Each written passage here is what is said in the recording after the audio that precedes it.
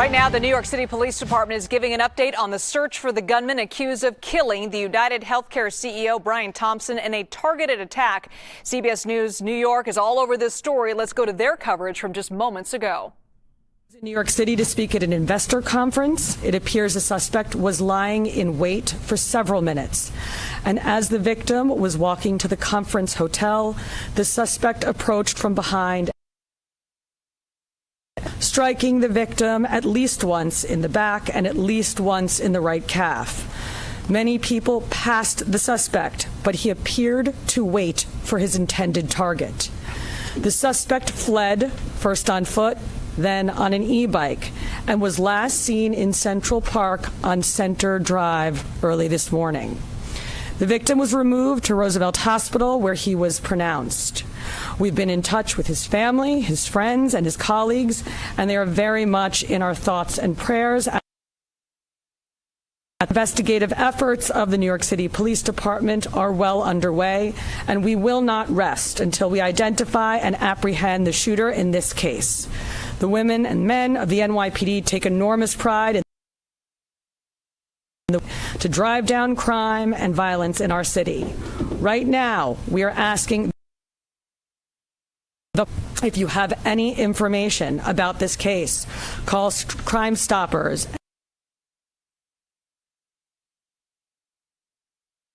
in this case to $10,000. I want to be clear. At this time, every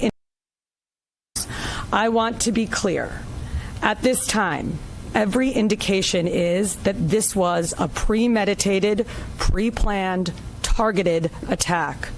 Millions of people will be enjoying the tree lighting tonight, among other holiday events, and the NYPD will be out there with them, keeping them safe.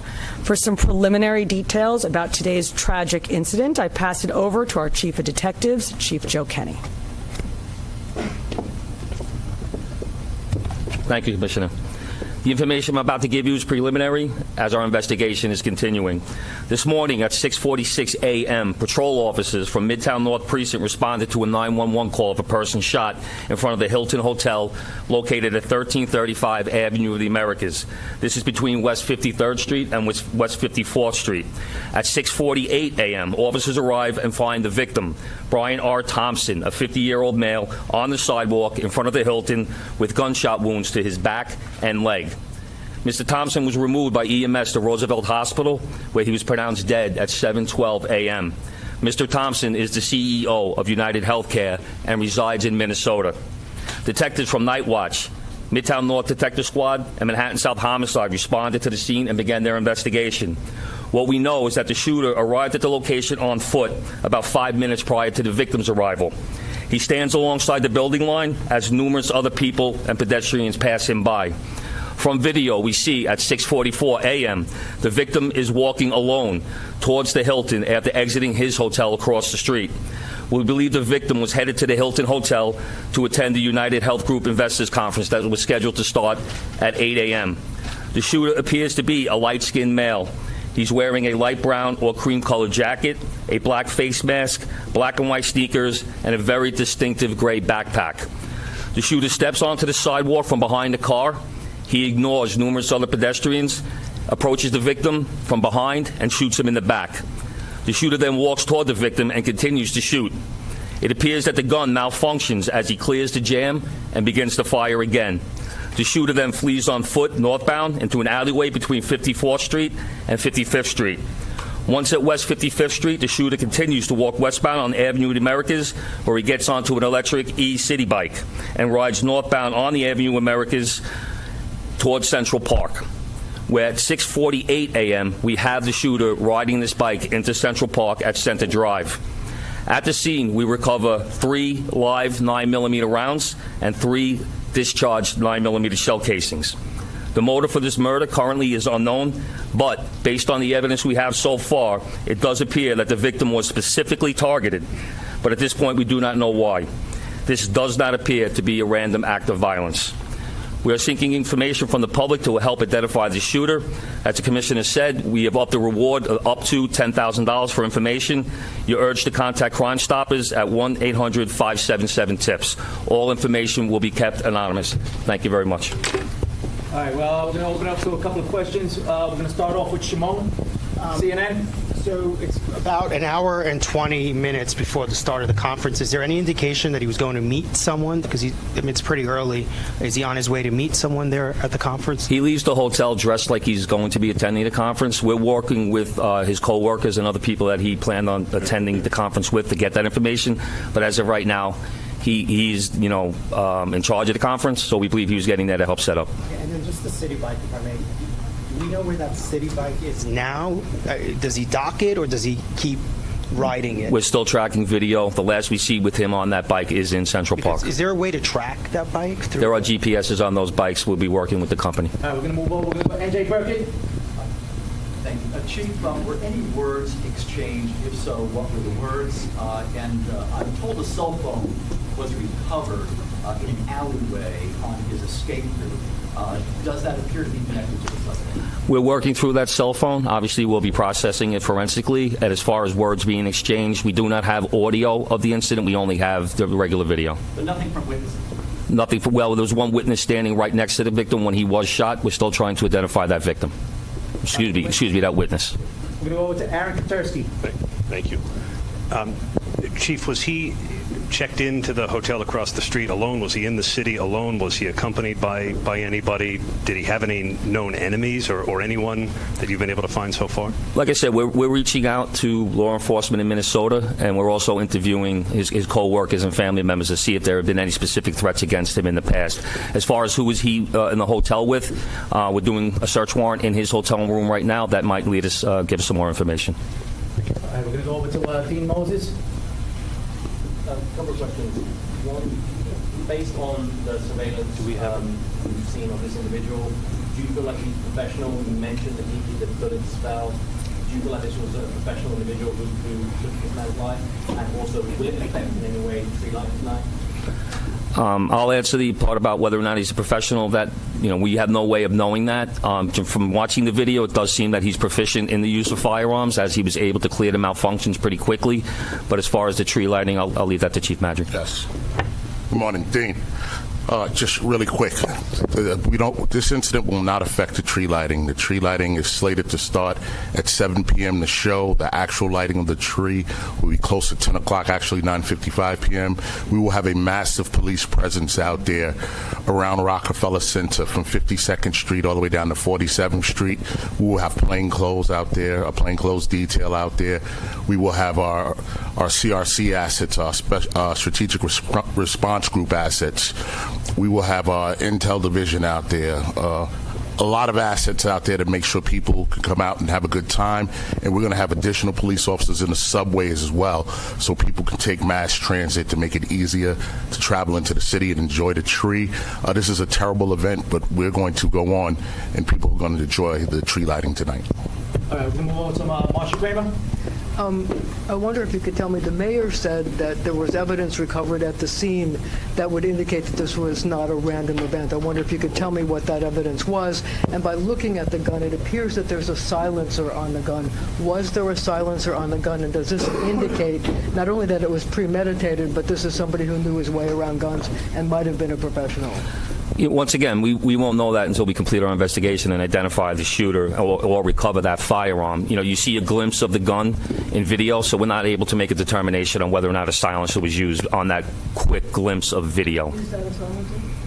We can't tell from that little glimpse of video. I'm not going to commit to saying that at this time. That would be part of our investigation. And what evidence did you... There's a cell phone recovered in the alleyway, and once again, we will process that forensically and see if it comes back to this shooting. So you don't think that the cell phone was part of Brian Thompson's? Once again, this investigation is less than 5 hours old. That will be part of our investigation. All right, we're going to move on to Joe Marino, New York Post. Chief, do we know when Thompson arrived in New York City? My understanding is he was staying close by to the Hilton, but not at the Hilton. And has anything in the reverse video canvas indicated that these two individuals crossed paths at all? As of right now, based on the current video that we do have, it doesn't appear that they crossed paths, and he arrived in New York on Monday. All right, we're going to take 2 or 3 more. We're going to go Rocco, Daily News.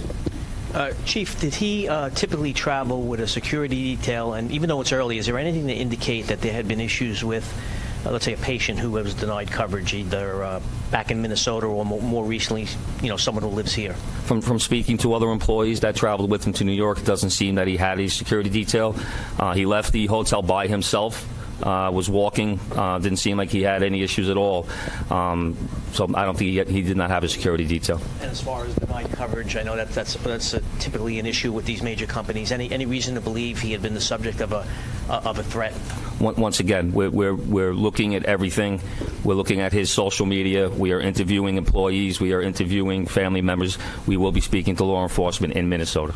We're going to do 2 more before we wrap up. Shayna?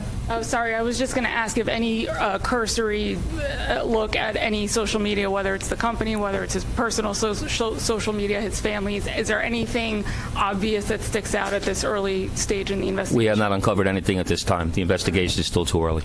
We're going to go last question over here with Jake. How's it going? With the suspect still at large, last seen in Central Park, are you urging New Yorkers to avoid the park? Is the NYPD deploying its drones? I know they recently started doing that in the park. And then also I was wondering, is there any indication when he gets this city bike that he's a city bike member? It's like sometimes if you're not a member, you can pay to use it. I don't know if you're able to tell on surveillance. The chief of detectives will answer the part about the city bike. But in terms of we're encouraging New Yorkers to go about their daily lives and their daily business, but to be alert. We put the picture out. You're putting the picture out. We want people to take a look. If they see anything suspicious, if they hear anything suspicious, we ask them to call 911, reach out to our detectives. With an incident like this, of course, we put a heavy deployment into Manhattan. We put additional resources out. We have the drones up. We have aviation out. We have K-9 out. When an incident like this happens, we don't spare any expense. We put all of our resources out there to support the chief of detectives' mission and to keep New Yorkers safe. So we will have a massive presence out there around the tree lighting, but throughout Manhattan as well until more information develops and we're able to support the chief of detectives and what he needs to make a quick arrest. As far as where he got the city bike, we're still working that through. Like I said, we're pulling video from numerous locations, numerous sources, and we have him on our timeline walking, and what we're very fortunate is he has that very distinctive gray backpack on. So we see him on one video clip walking, and then another source of video, him riding that bike. So we don't have video or witness confirmation on how he obtained that bike.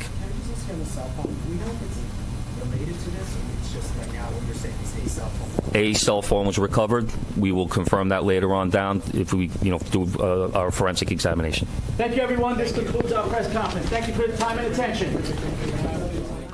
New York City Police Department giving an update on the search for the suspect they believe shot and killed CEO of UnitedHealthcare Brian Thompson just before 7 o'clock this morning outside the Hilton Hotel in Midtown Manhattan. The headline of that press conference is that they are still looking for that suspect, last seen wearing a gray backpack and wearing a black ski mask. They're saying he was actually last seen in Central Park, and they do believe that this was a premeditated attack. A little bit about the victim, Brian Thompson, the CEO of UnitedHealthcare, which is one of the nation's largest health insurers with more than 100,000 employees. He was named chief executive officer back in April of 2021. And before that, he headed up UHC's government programs businesses, including Medicare and retirement. Now, New York Governor Kathy Hochul put out a statement saying that she has directed state police to provide the NYPD with any help that they need. And she added that her heart is with Thompson's family and loved ones. Thompson was based in Minnesota. Her office is committed to ensuring the perpetrator is brought to justice. Now, UnitedHealthcare also put out a statement saying it is deeply saddened and shocked at Thompson's passing and that he was a highly respected colleague and friend. That statement went on to say they are working closely with police and their hearts go out to Thompson's family.